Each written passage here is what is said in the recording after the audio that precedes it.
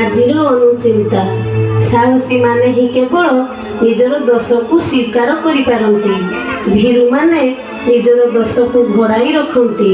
ଭୁଲ ସ୍ୱୀକାର କଲେ ଭୁଲ ଆମଠାରୁ ଚାଲିଯାଏ। ଭୁଲକୁ ଘୋଡ଼ାଇ ରଖିଲେ ଆମକୁ ଅଧିକ ଭୁଲ କରିବାକୁ ପଡ଼ିଥାଏ। ଫଳରେ ଆମ ଜୀବନ ଦୁଃଖମୟ ହୋଇ ଉଠେ। ମୋର ଆଦରର ପିଲାମାନେ, ଆଜି ଆମର ଏହି ପ୍ରାର୍ଥନା ସଭାରେ ଏକ ବିଶେଷ କାର୍ଯ୍ୟକ୍ରମ ରହିଛି। କାର୍ଯ୍ୟକ୍ରମଟି ସରିଲେ ଯିଏ ଯାହାର ଶ୍ରେଣୀ ଗୃହକୁ ଯିବ। ଆଜି ଆମ ଗହଣରେ ଉପସ୍ଥିତ ଅଛନ୍ତି ମିକିର ମାମା ପ୍ରିୟା ଦେବୀ। ତାଙ୍କର ଏକ ବିଶେଷ ଅନୁରୋଧକୁ ମୁଁ ସ୍ୱୀକୃତି ଦେଇଛି। ଯଦିବା ଏପରି କାର୍ଯ୍ୟକ୍ରମ ଆମ ବିଦ୍ୟାଳୟରେ ପ୍ରଥମ। ଆଜି ମିକିର ବାପାଙ୍କର ଦ୍ୱିତୀୟ ବାର୍ଷିକୀ ଶ୍ରାଦ୍ଧ ଦିବସ। ତାଙ୍କ ଉଦ୍ଦେଶ୍ୟରେ ଆମେ ସମସ୍ତେ 2 ମିନିଟ୍ ନୀରବ ପ୍ରାର୍ଥନା କରି ଶ୍ରଦ୍ଧାଞ୍ଜଳି ଦେବା। ତାପରେ ମିକି ତା ସ୍ୱର୍ଗତ ପିତାଙ୍କ ଉଦ୍ଦେଶ୍ୟରେ ମିଷ୍ଟାନ୍ନ ବଣ୍ଟନ କରିବ। ଏବେ ପ୍ରିୟା ଦେବୀଙ୍କୁ ଅନୁରୋଧ, ସେ ତାଙ୍କର ବକ୍ତବ୍ୟ ରଖିବେ। ସମ୍ମାନନୀୟ ବିଦ୍ୟାଳୟର ପ୍ରଧାନ ଶିକ୍ଷୟିତ୍ରୀ ମହୋଦୟା, ଉପସ୍ଥିତ ସମସ୍ତ ଶିକ୍ଷୟିତ୍ରୀଗଣ, ଶ୍ରଦ୍ଧେୟ ଛାତ୍ରଛାତ୍ରୀ, ସମସ୍ତଙ୍କୁ ମୋର ଶୁଭେଚ୍ଛା। ଆଜକୁ 2 ବର୍ଷ ତଳେ ମିକିର ବାପା ଏକ ସଡ଼କ ଦୁର୍ଘଟଣାରେ ଆମ ସମସ୍ତଙ୍କୁ ଛାଡ଼ି ଆରପାରିକୁ ଚାଲି ଯାଇଛନ୍ତି। ମାତ୍ର ତାଙ୍କ ପାଇଁ ମୁଁ ବିଦ୍ୟାଳୟର ବହୁମୂଲ୍ୟ ସମୟ ନଷ୍ଟ କରିବାକୁ ଚାହୁଁନଥିଲି।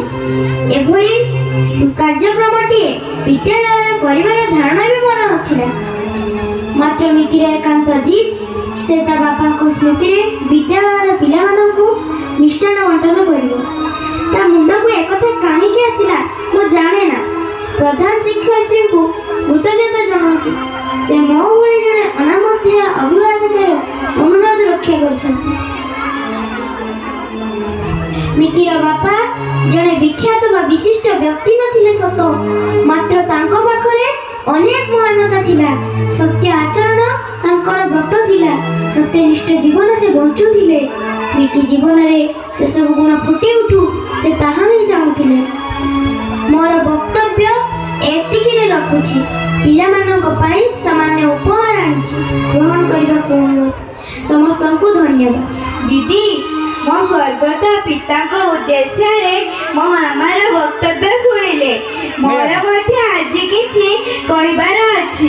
ଆପଣଙ୍କର ଅନୁମତି ଚାହୁଁଛି। ତୁମେ କହିବ? ବେଶ ଭଲ କଥା। କୁହ ମିକି, କୁହ। ତୁମ କଥା ଆମେ ନିଶ୍ଚୟ ଶୁଣିବା। ମିକି ଆଜି ତାର ଏକ ଘୃଣ୍ୟ ରୂପ ସମସ୍ତଙ୍କୁ ଦେଖାଇବ। ୟା ଭିତରେ ମିକି ପାଲଟି ଯାଇଛି ଏକ ଚୋରୁଣୀ। ସେ ଚୋରି କରିଛି ଏହାର ମଥା ଫୁଲ। ସେ ମିଥ୍ୟା କହିଛି, ସେ ଚୋରି କରିଛି। ସେ ଏକ ଅପରାଧିନୀ। କେବଳ ବିଦ୍ୟାଳୟରେ ନୁହେଁ, ସେ ତାର ମାତା ପିତାଙ୍କ ପ୍ରତି ମଧ୍ୟ କରିଛି ଘୋର ଅନ୍ୟାୟ। ସେମାନଙ୍କ ଆଖିରୁ ଝରାଇଛି ଲୁହ। ସେଥିପାଇଁ ସମସ୍ତେ ମତେ ଘୃଣା କର, ମତେ ନିନ୍ଦା କର, ମତେ ଅପମାନ ଦିଅ। ମୁଁ ଅପରାଧ କରିଛି, ମତେ ଧିକ୍କାର କର। ସମସ୍ତେ ମତେ ଅଭିଶାପ ଦିଅ। କାହିଁକି କାହିଁକି ନୀରବ ସମସ୍ତେ? ମତେ ଦଣ୍ଡ ଦିଅ, ମତେ ବେତ୍ରାଘାତ କର। ହଁ ହଁ, ମତେ ବେତ୍ରାଘାତ କର। ତେବେ ଯାଇ ମୋ ବାପା ସ୍ୱର୍ଗରେ ଶାନ୍ତି ପାଇବେ। ମୁଁ ତାଙ୍କ ଆଖିରୁ ଲୁହ ଝରାଇଛି। ମୁଁ ଦେଖିପାରିବି ନାହିଁ ତାଙ୍କ ଆଖିରେ ଲୁହ। ମିକି, ମିକି, ତୁମେ ତୁଲି ହୁଅ, ଶାନ୍ତ ହୁଅ ମିକି। ଗତକାଲି ତୁମେ ଡରୁଥିଲ। ତୁମ କାମ ସଭିଏ ଜାଣିଲେ ତୁମକୁ ଚୋରଣୀ କରି ସାଙ୍ଗମାନେ ଚିଡ଼ାଇବେ। ତୁମେ ସ୍କୁଲ ଆସିପାରିବ ନାହିଁ। ମୁଁ ତୁମକୁ କଥା ଦେଇଥିଲି, ତୁମ ନାଁ କେହି ଜାଣିବେ ନାହିଁ। ଦେହକୁ ତା ମଥା ଫୁଲ ମିଳିଯିବ। ମାତ୍ର ତୁମେ ଆଜି କଣ କଲ ମିକି?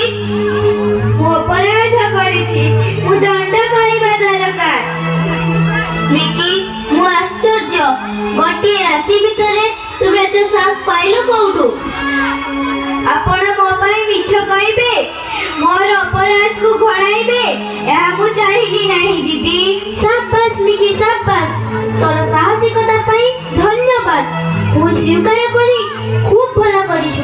ମାତ୍ର ମୁଁ ବୁଝିପାରେ ନାହିଁ, ହଠାତ୍ ତୋ ବାପାଙ୍କ ଶ୍ରାଦ୍ଧ ଦିବସକୁ ବିଦ୍ୟାଳୟରେ ପାଳନ କରିବାକୁ ତୋର ଇଚ୍ଛା ହେଲା କାହିଁକି?